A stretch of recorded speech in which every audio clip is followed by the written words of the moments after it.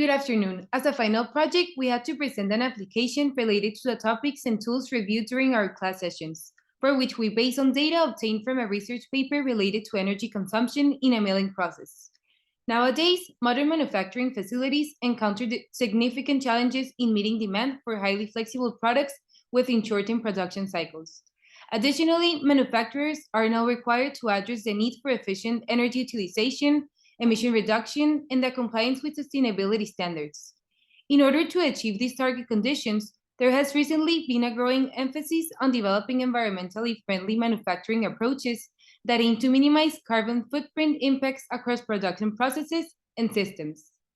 The presented research paper aimed to address challenges presented in a manufacturing facility by conducting an analysis of energy consumption in milling operations. By utilizing design of experiments, the study explored the influence of key parameters such as spindle speed, feed rate, and depth of cut per pass. The initial goal was to identify optimal machining strategies and designs that minimizes the carbon footprint associated with machining processes. Moving on, we have the description of the processes that are involved in the milling process. This process is used for shaping with rotating cutters. The tool is controlled with a computer, which enables high-quality finishes and high levels of details are achieved. And mills feature cutting teeth on the sides and at the end of the mill, which makes them suitable for both end cutting and peripheral cutting. There are three main steps involved in the milling process. The first one is pre-cutting. Here, the spindle starts to rotate and the feed drive axis starts its motion. Here, the machine sets a reference point before the cutting stage or material removal stage. The second stage is cutting stage. Here, the cutting tool starts its contact with the workpiece and the cutting process is performed. Lastly, we have the post-cutting stage. Here, we have the end of the material removal process and the machine returns to its home position stage. Moving on to the identification of response variables, factors, and their treatments. In this experiment, we have as a response variable the energy consumed in kilowatt seconds. We have three main factors, which are the spindle speed, feed rate, and the depth of cut per pass. We had two levels, which are high and low, and we had different combinations of factors. We had 8 treatments. Each treatment represents a unique set of conditions in the experimental design.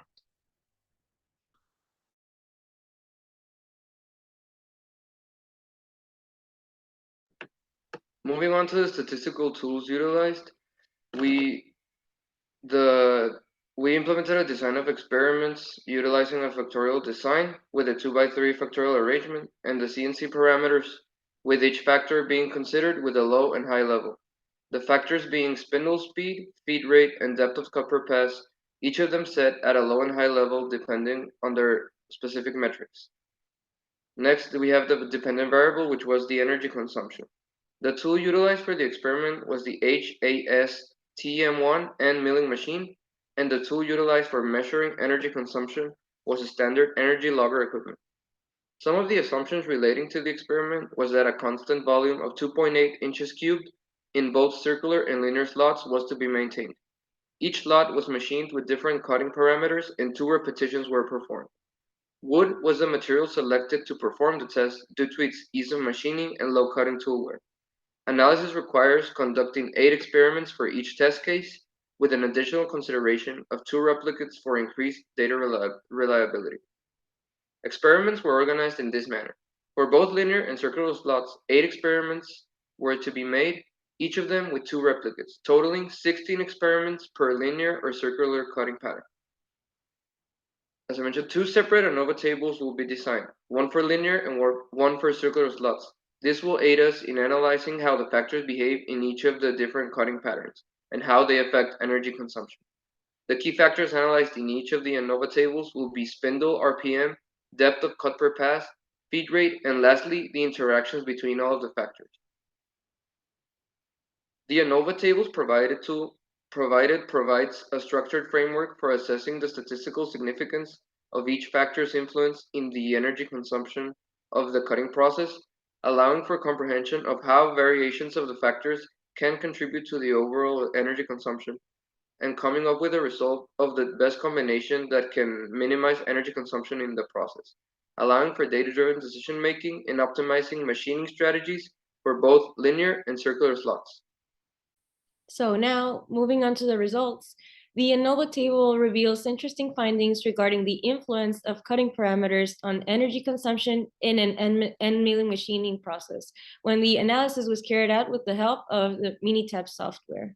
The factorial design utilized will consist of 3 factors, as we have stated earlier, where we will be analyzing the standalone effect on energy consumption along with the interaction between them.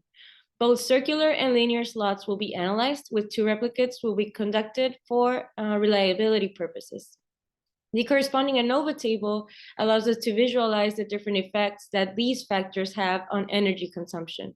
By seeing the percentage contribution of each factor, we're able to see that factor B, which is the feed rate, is the factor that is most significant and the one that affects the process the most, also showing an approximate contribution of 80% throughout the process. Along with identifying that factors A and B by themselves have a minor level of significance, but all the interactions between them are not statistically significant, feed rate would be identified as a critical factor.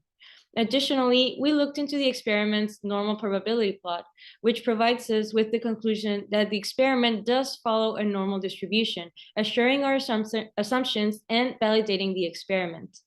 Next, all these residual plots provide us with the conclusion that the experiment does have a random behavior, which leads us to conclude that the experiment has a constant variance, validating the results obtained from the testing as well.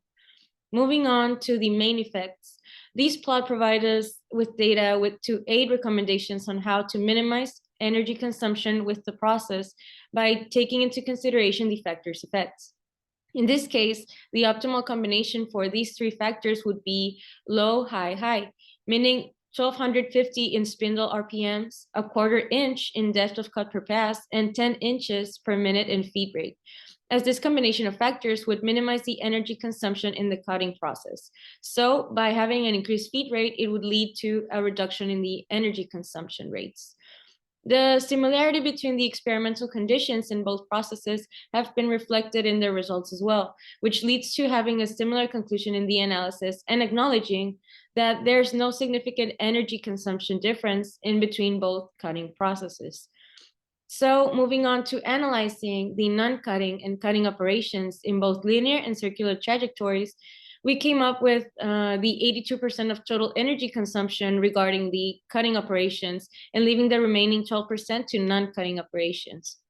In this context, we're referring to non-cutting operations to the ones where the tool is moved to or from the cutting point. So here the peak power utilization occurs when the non-cutting stage, but the duration is shorter, resulting in the lower energy consumption as opposed to the cutting operations, where the energy consumption is lower, but it goes on for a larger period of time. So here the behavior is consistent in between the linear and the circular slots equally. Now, to conclude and to have some recommendations on our analysis based on what we obtained, firstly, we would optimize the feed rate since it's given a significant influence in the energy consumption. Further studies should be explored optimizing these rates.